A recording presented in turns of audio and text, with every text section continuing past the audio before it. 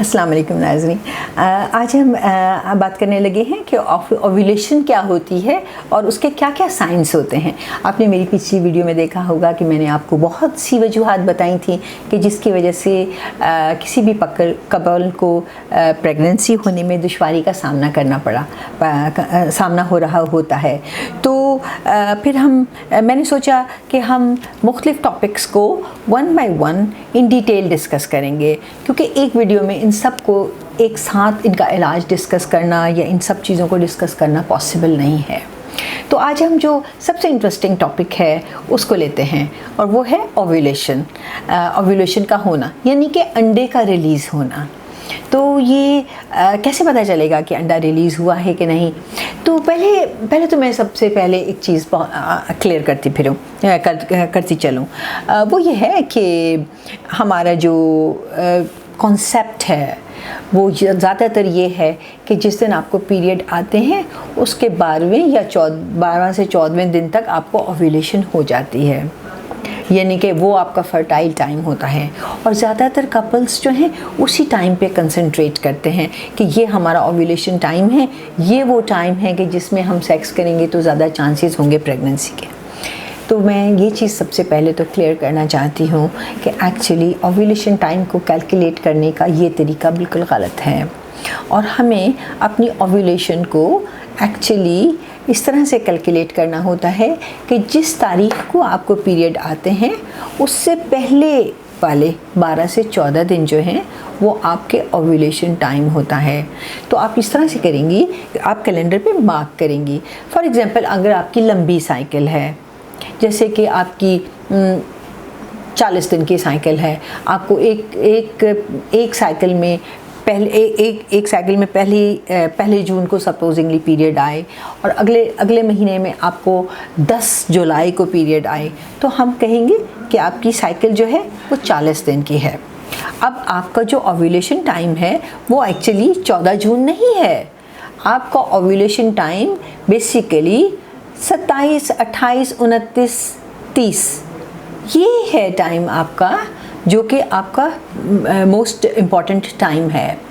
ठीक है, तो अब आपको मेरी बात समझ आई, यानी कि अगले पीरियड से पहले वाले 14 दिन आपके लिए इम्पॉर्टेंट हैं, ना कि पीरियड के बाद वाले 14 दिन। ओके, तो इसी तरह से सपोजिंगली आपको पीरियड जो है वो 28 डे की, सपोजिंगली आपकी 28 डे की साइकिल है, यानी कि आपको पहली तारीख को पीरियड आए हैं, उसके बाद आपको अगले महीने के 28 तारीख को पीरियड आते हैं, तो आपकी साइकिल जो है वो नॉर्मल साइकिल है। इसमें आपका जो 14वां दिन है, यानी कि 12 से 14 जून जो है वो ही आपका बेस्ट टाइम है।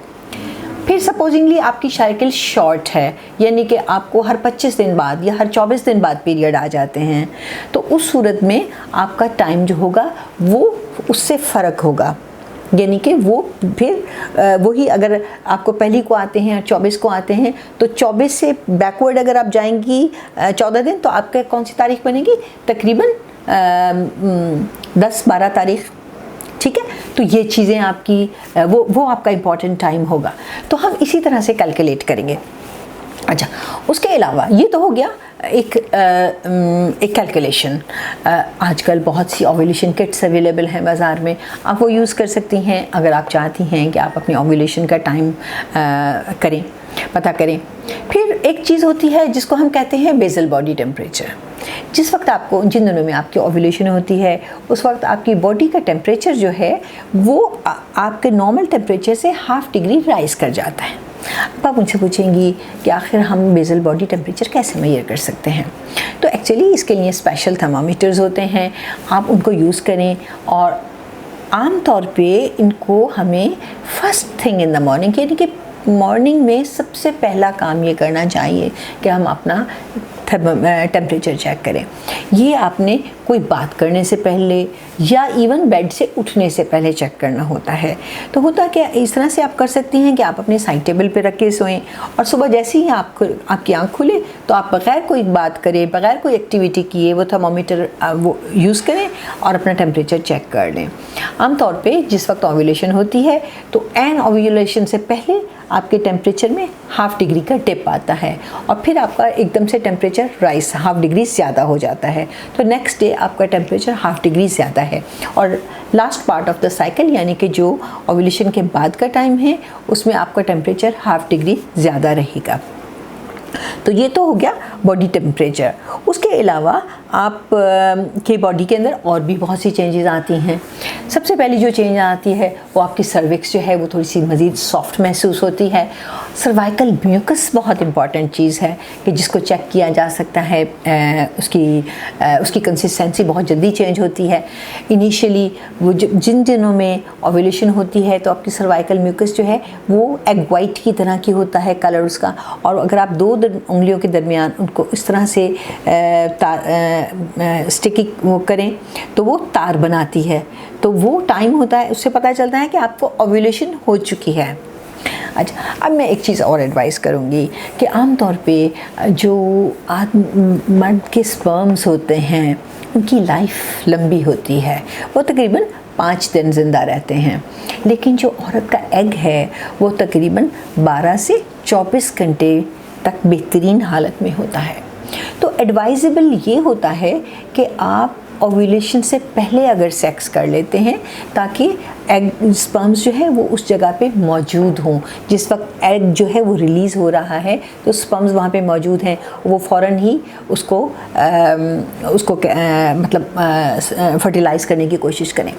क्योंकि अब होता क्या है कि जैसे ही एक एग जो है बाहर निकलने की कोशिश बाहर निकल रहा होता है जिस वक्त, तो फ़ौरन ही कोई ना कोई स्पर्म उसको कैच कर लेता है, और जैसे ही कोई स्पर्म उसकी सरफेस पे अटैच होता है उस एग के अंदर इतनी चेंजेस आ जाती हैं कि फिर वो किसी और एग और स्पर्म को अंदर नहीं जाने देता और वो एग फर्टिलाइज़ हो जाता है। उसके बाद वो फर्टिलाइज एग जो है वो आपकी ट्यूब्स जो हैं वो अपने अंदर खींच लेती हैं और वो आगे अपने बेड में इम्प्लांट हो जाता है।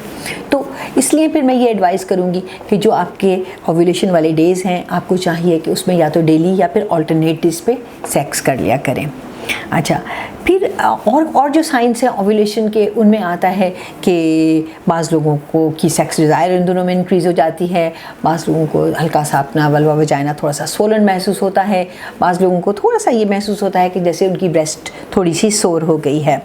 उसके अलावा बाज़ लोगों को थोड़ी सी सेक्स डिज़ायर भी उन्हें इंक्रीज़ महसूस होती है।